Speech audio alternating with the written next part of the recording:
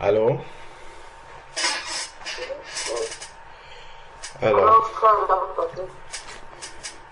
oui, Nous t'écoutons. d'accord.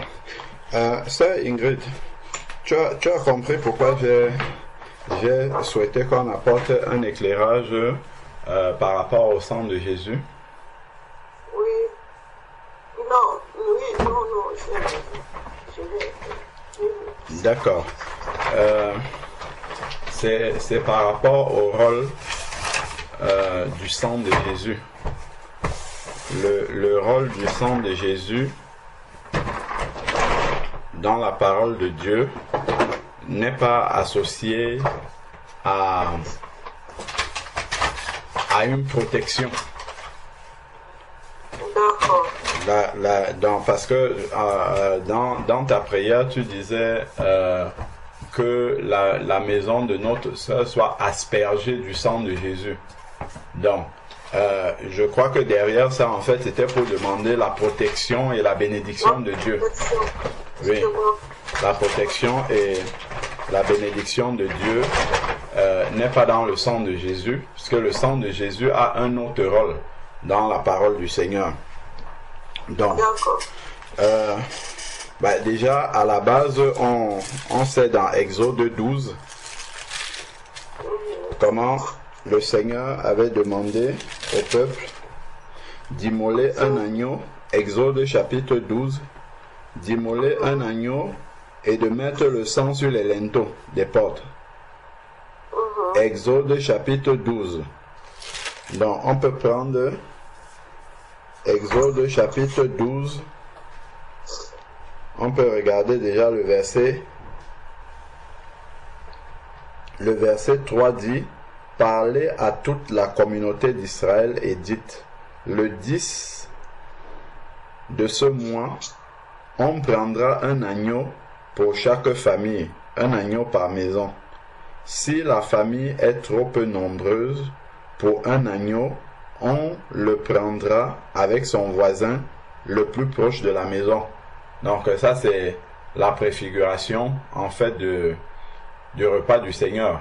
Parce que quand on partage le repas du Seigneur, on dit ceci est son corps. On parle de l'agneau de Dieu, l'agneau pascal, l'agneau de Dieu qui est Jésus-Christ.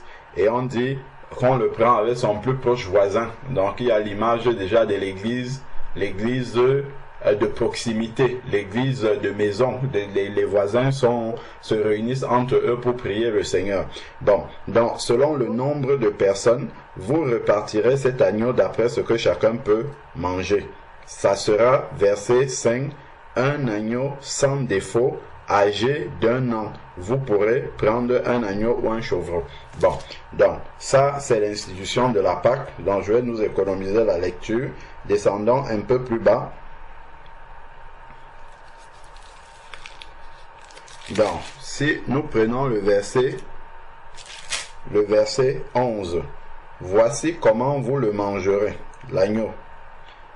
Une ceinture à vos reins, vos sandales aux pieds et votre bâton à la main, et vous le mangerez à la hâte. C'est la Pâque de l'Éternel. Ensuite, maintenant, verset 12.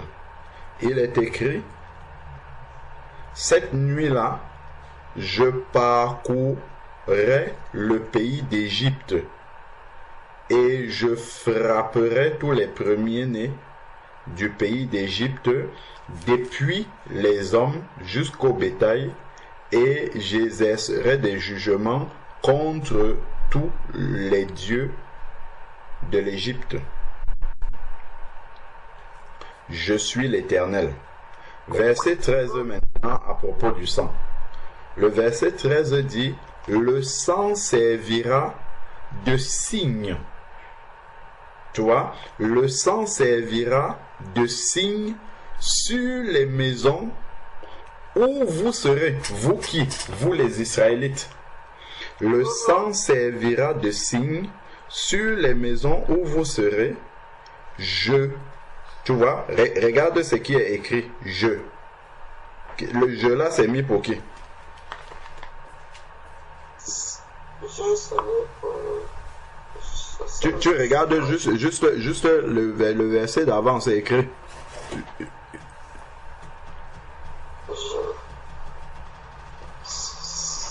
C'est pas mieux pour Jésus. Comment? Là, c'est pas pour Jésus là. Oui, regarde, je relis le verset 12. Cette nuit-là, je parcourais. C'est qui parcourait? Le jeu là. Attends. Si on revient.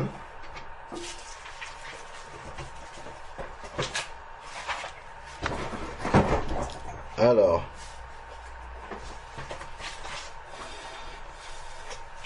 Donc, qui est en train de parler même déjà? Je vais reprendre la lecture au verset 5 pour qu'on comprenne bien. Donc, je continue. On a dit ça sera un agneau sans défaut. Verset 6. Vous l'aurez en garde jusqu'au 14e jour de ce mois. Et toute l'assemblée de la communauté d'Israël l'immolera entre 2 soirs.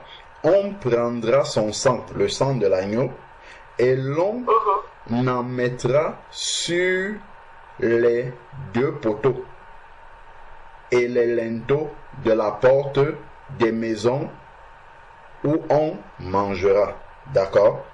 Ensuite, il dit au verset 8, cette nuit-là, cette même nuit, on mangera la chair, on la mangera rôtie au feu avec les pains sans levain et les herbes amères. Donc, on ne le mangera pas à demi-cuit, mais bouilli ainsi de suite. Bon, ensuite, maintenant, le verset 11. Regarde ce qui est dit au verset 11. Hein. Voici comment, on a lu tout à l'heure, voici comment vous le mangerez, une ceinture à vos reins, vos sandales aux pieds et votre bâton à la main, et vous le mangerez à la hâte. C'est la Pâque de qui? Pascal Jésus. Non, on lit juste le verset. La fin du verset dit c'est la Pâque. Qu'est-ce qui est écrit? Exode 12, verset 11, la fin. Je parle de la Bible là.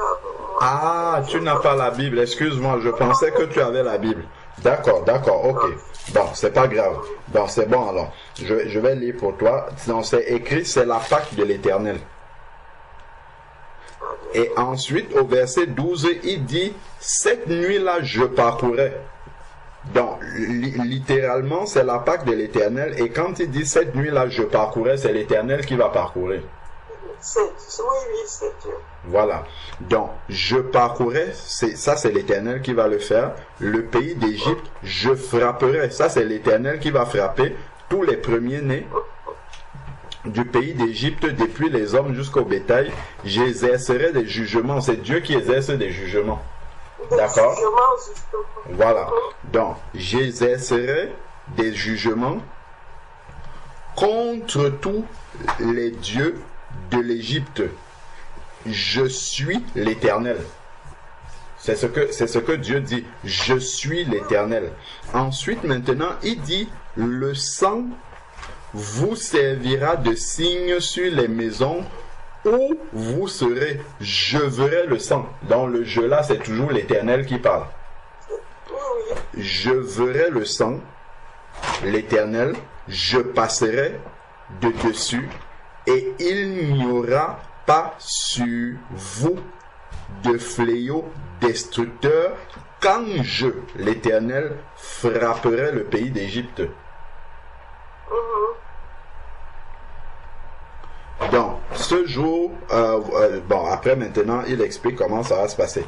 Donc, en fait, ici, on comprend que le sang qui est mis sur les linteaux des portes et sur les 2 poteaux, quand l'Éternel est en train de passer, il voit ce sang-là, il ne frappe pas de ses jugements, il saute. S'il voit le sang, il saute. il passe à la maison suivante et il examine. Donc en fait, ça c'était la préfiguration du sang de Jésus qui devait venir plus tard. Donc en fait, quand l'Éternel applique ses jugements, quand il va appliquer ses jugements, s'il voit que quelqu'un a été lavé par le sang de Jésus, cette personne-là ne vient plus en jugement devant l'Éternel. C'est pour ça qu'on dit que ceux qui sont nés de nouveau ne viennent pas en jugement devant le Seigneur. Mais par contre, si quelqu'un n'a pas ses péchés lavés par le sang de Jésus, cette personne-là sera frappée par le jugement de Dieu. Tu vois? Donc, le sang de Jésus n'est pas une protection contre le diable. Ce n'est pas une protection contre le diable. En fait, c'est... comment dire, c'est ce qui empêche que le jugement de Dieu tombe sur nous, parce que le sang de Christ nous purifie de tout péché. En fait, c'est ça. Donc le rôle du sang de Christ est là pour purifier des péchés. Prenons 1 Jean chapitre 1. 1 Jean à côté d'Apocalypse. 1 Jean chapitre 1. 1 Jean chapitre 1, verset 7.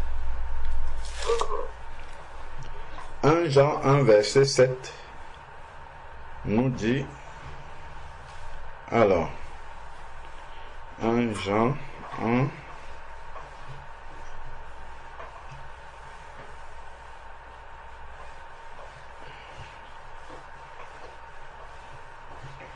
alors, 1 Jean 1,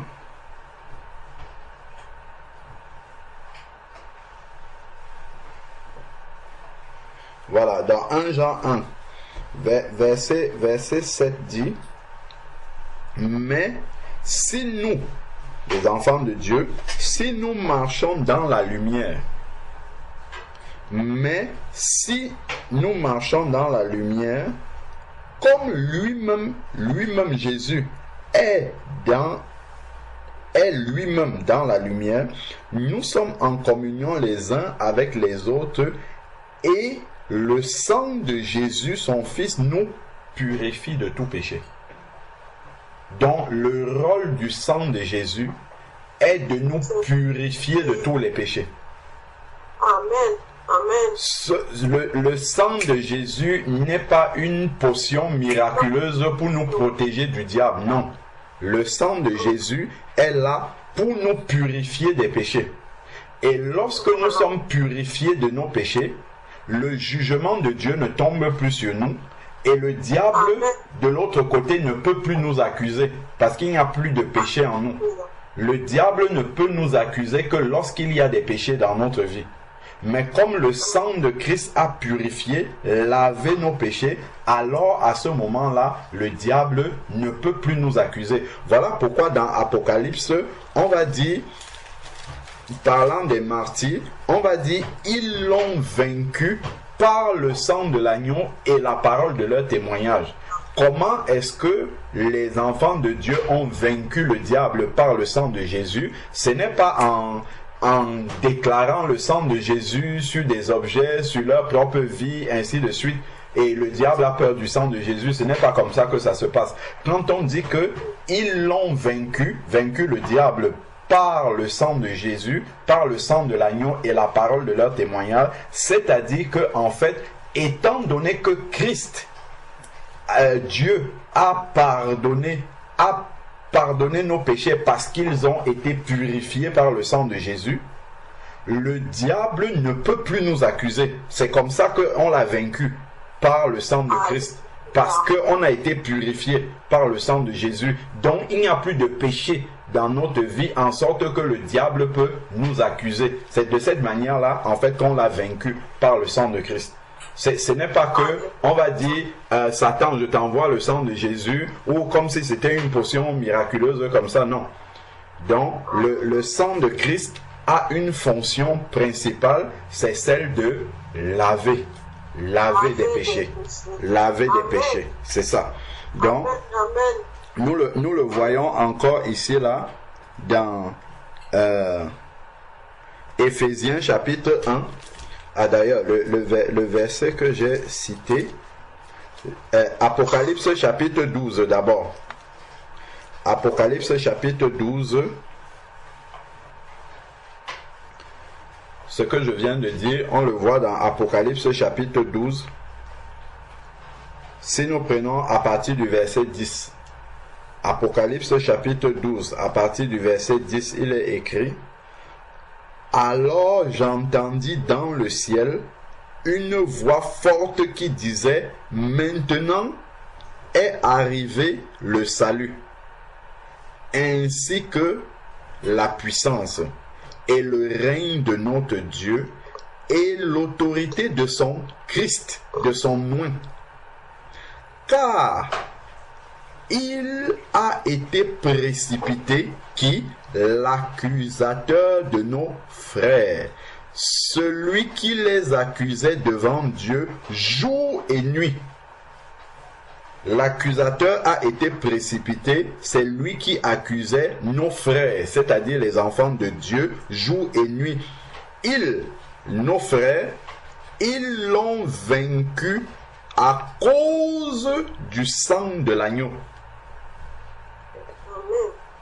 Parce que grâce au sang de l'agneau, l'accusateur ne peut plus les accuser devant Dieu. Parce qu'il n'y a plus de péché sur eux. C'est pour ça. L'accusateur ne peut plus jouer son rôle d'accusateur. Parce qu'il n'y a plus de motif d'accusation. Gardons un doigt dessus. On va venir finir la lecture du verset là. Allons dans Colossiens. Colossiens chapitre 2. Colossiens chapitre 2. Colossiens chapitre 2. À partir du verset 13. Il est écrit: Vous qui étiez morts par vos offenses et par l'incirconcision de votre chair, il vous a rendu la vie avec lui en vous faisant grâce de vos offenses, donc en vous pardonnant de vos péchés. Parce que le sang de Christ a lavé ces péchés-là. Et ensuite, maintenant, au verset 14, il est dit, Colossiens 2, verset 14, il a effacé l'acte. Donc, en pardonnant les péchés, il a effacé. Nos péchés ont été effacés. C'est par le sang de Christ. C'est ça ici. Amen. Donc, il a effacé l'acte rédigé contre vous dont les dispositions vous étaient contraires. Parce que quand cet acte-là existait, l'accusateur était constamment devant Dieu pour nous accuser. Maintenant, il n'a plus de motif d'accusation. C'est un peu comme si quelqu'un va au tribunal pour vous accuser. On dit donc, bon, quels sont les motifs d'accusation? Il regarde dans le dossier, il n'y a plus rien. Et il n'y a plus de sujet d'accusation. Donc, l'accusé va être relaxé parce qu'il n'y a plus de motif de condamnation. Il n'y a plus de motif d'accusation. C'est ça que Christ a fait. Donc voilà pourquoi on ne vient plus en jugement devant le Seigneur. C'est grâce au sang de Jésus. Parce que le sang de Jésus a lavé les péchés, a purifié. Donc ici, dans les dispositions vous étiez contraires, il l'a supprimé en la clouant à la croix. Et on sait que le sang de Christ, c'est à la croix que son sang a coulé. Et donc, quand son sang coulait comme ça, en même temps, nos péchés étaient crucifiés à la croix. Nos péchés étaient lavés, nos péchés étaient enlevés, en sorte que le diable ne peut plus nous accuser par rapport à nos péchés. Donc, il a dépouillé les principautés et ainsi de suite. Donc, revenons dans Apocalypse, chapitre 12, verset 11. Ils l'ont vaincu à cause du sang de l'agneau, parce que, comme on a dit, je le répète encore une énième fois, l'accusateur ne peut plus nous accuser parce que le sang a purifié, a lavé nos péchés. Et à cause de la parole de leur témoignage, ils n'ont pas aimé leur vie jusqu'à craindre la mort. Donc, voilà, revenons maintenant dans Éphésiens chapitre 1, verset 7. Éphésiens chapitre 1, verset 7. Donc là, on est en train de parler de l'héritage en Jésus-Christ. Dans le verset 3, béni soit le Dieu et Père de notre Seigneur Jésus-Christ qui nous a bénis de toutes les bénédictions spirituelles dans les lieux célestes en Christ. En lui, c'est-à-dire en Christ, Dieu nous a élus avant la fondation du monde pour que nous soyons saints et sans défaut devant lui, dans l'amour. Il nous a prédestinés par Christ à être adoptés selon le dessein bienveillant de sa volonté et pour célébrer la gloire de sa grâce qu'il a accordée en son bien-aimé. Verset 7 qui nous intéresse. En lui, en Jésus, nous avons la rédemption. La rédemption. Par le sang, par son sang. Par le sang de Christ, nous avons la rédemption. Le pardon des péchés par le sang de Christ. Voilà le rôle du sang de Christ. C'est qu'il pardonne les péchés en sorte que le diable ne peut plus nous accuser et donc Dieu ne nous châtie plus. Et donc les jugements de Dieu ne tombent plus sur nous. C'est de cette manière-là. C'est à cela que c'est le sang de Jésus, selon la richesse de sa grâce.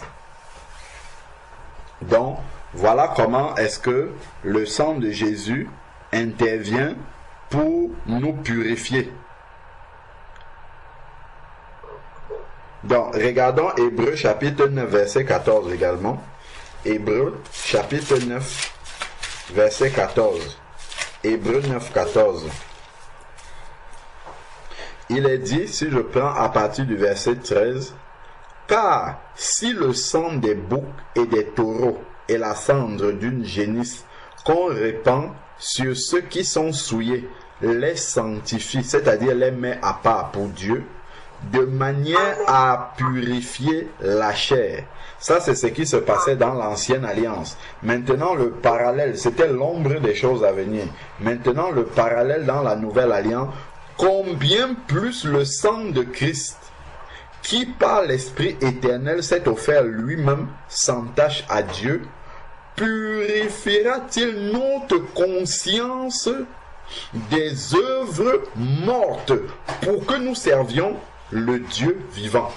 Voilà encore un rôle du sang de Christ. Le sang de Christ, parce qu'il a purifié nos péchés, il purifie aussi notre conscience. Parce que lorsque nous étions pécheurs, nous avons fait des choses qui sont tellement désagréables à Dieu, des choses qui sont outrageuses à Dieu, que si tu veux seulement te souvenir de ta vie passée, tu ne peux même pas adresser une prière à Dieu. Tu ne peux même pas te mettre pour parler de Dieu, comme nous sommes en train de faire là. Si chacun veut considérer ce qu'était sa vie passée. Mais c'est le sang de Christ, en nous purifiant de nos péchés, en nous lavant, à nettoyer notre conscience aussi. C'est-à-dire que ces œuvres mortes que nous avions pratiquées quand on ne connaissait pas Dieu, on a toujours le souvenir de ça, mais il n'y a plus la culpabilité en nous. Ça a lavé la culpabilité. C'est le souvenir de ce que nous avons pratiqué dans notre vie passée est là simplement pour nous aider à savoir d'où le Seigneur nous a pris, afin que nous célébrions sa gloire tous les jours, parce que nous réalisons la profondeur de l'abîme du péché dans lequel il est venu nous prendre, et ensuite aussi que ça puisse nous servir de témoignage. Mais notre conscience, par le sang de Jésus, a été purifiée de toute culpabilité. Parce qu'on sait que le sang de Jésus a lavé nos péchés. Quand tu laves un vêtement, les taches ne restent pas. Les taches partent. Les taches sont enlevées. C'est comme si les taches là n'ont jamais existé sur le vêtement. Donc, c'est ça le rôle du sang de Jésus, ici, là. Donc, et maintenant que notre conscience a été purifiée par le sang de Jésus, donc nettoyée de la culpabilité d'avoir commis ces actes odieux dans notre ancienne vie par rapport à Dieu, là maintenant notre conscience est libérée pour que nous puissions servir Dieu avec une bonne conscience, sachant que Dieu nous a pardonné et ne nous réclame plus les péchés que nous avions commis dans notre vie passée. Il a dit que nous ne venons plus en jugement devant lui, mais on est passé de la mort à la vie. Donc, voilà vraiment le rôle du sang de Jésus. Donc, regardons 1 Pierre chapitre 1 verset 19. Donc, c'est après Hébreu. 1 Pierre 1 Pierre 1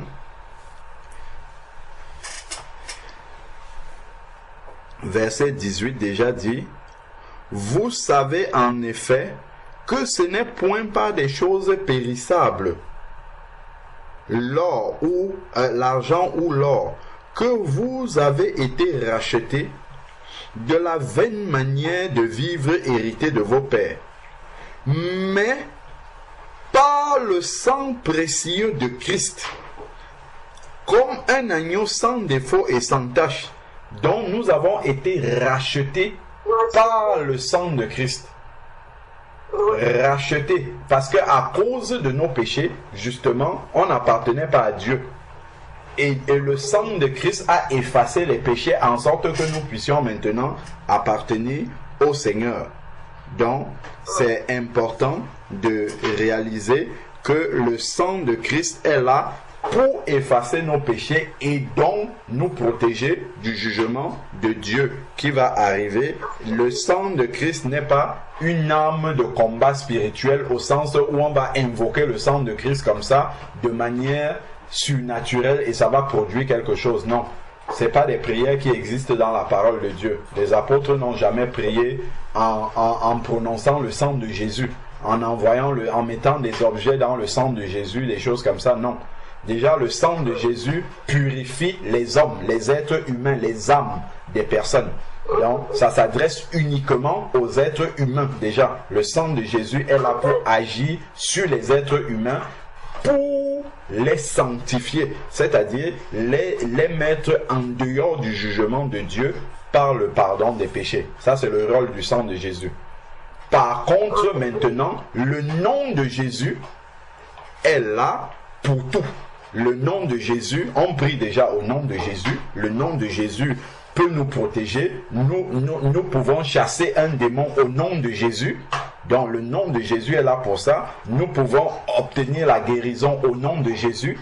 Tout ce que nous demandons en son nom, cela nous sera accordé. Donc nous pouvons demander la protection de la maison de notre sœur qui va accueillir la retraite au nom de Jésus. Donc nous demandons les choses au nom de Jésus, pas par le sang de Jésus. C'est au nom de Jésus que nous demandons cela. Donc, si nous voulons parler de la protection, nous demandons aux anges de l'Éternel de camper autour de cet endroit-là au nom de Jésus. Donc, les anges vont obéir au nom de Jésus pour venir camper et apporter la protection. Donc, voilà la prière qui est conforme à la parole de Dieu, mais le sang de Jésus, lui, il est là pour le pardon des péchés. Donc, il est là pour le pardon des péchés afin que nous ne soyons plus accusés par le diable et donc que nous ne passions plus en jugement devant le Seigneur. Amen. Amen. Merci beaucoup, frère, de m'avoir éclairé, de nous avoir éclairé. J'espère que tu vas mettre ça sur le forum pour que tout le monde entier écoute ça. Parce qu'il n'y a pas que moi qui prie en disant que asperger le sang de Jésus dans des maisons. Je crois que les gens qui sont encore dans l'ignorance, ils prient souvent comme ça, sans savoir. Et je crois qu'à partir d'aujourd'hui, j'ai compris que oui, le sang de Jésus, c'est seulement pour les êtres humains et non pour les objets. Donc voilà, que si on a marqué, c'était juste pour un signe devant une porte ou quoi que ce soit. Mais c'était pas pour protéger la maison, mais c'était pour protéger les êtres humains, de les laver, les purifier des péchés, c'est tout. Amen. Donc, beaucoup de gens prient souvent que le sang de Jésus, il faut asperger le sang de Jésus partout. J'asperge, j'invoque, j'asperge, tout. Les gens ont l'habitude de prier comme ça. Et moi, je priais aussi comme ça. Je ne savais pas que, en fait, c'est aujourd'hui que je suis vraiment éclairée et ça me va droit au cœur. Donc, voilà. Ça permet que ça ne puisse plus se reproduire, que désormais, je sais à quoi je m'attends en utilisant le sang de Jésus. Je ne dois plus utiliser le sang de Jésus n'importe comment. Parce que vraiment, oui, je rends gloire au Seigneur de m'avoir permis que malgré tout, puisque j'ai pu assister à ces réunions aujourd'hui, ça m'a permis de voir encore un petit plus dans mon cabinet spirituel. Amen, amen, amen. Gloire à Dieu. Que Dieu te bénisse abondamment, ma sœur. Amen. Amen. Merci beaucoup, frère. Que Dieu soit béni. Amen.